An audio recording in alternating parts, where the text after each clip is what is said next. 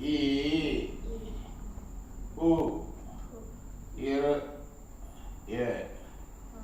A I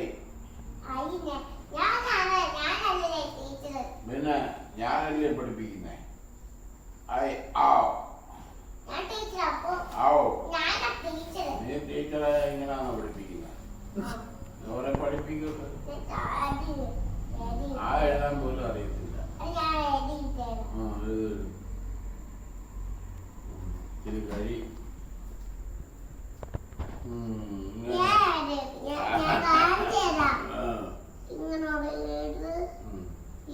അതെന്തോ അത്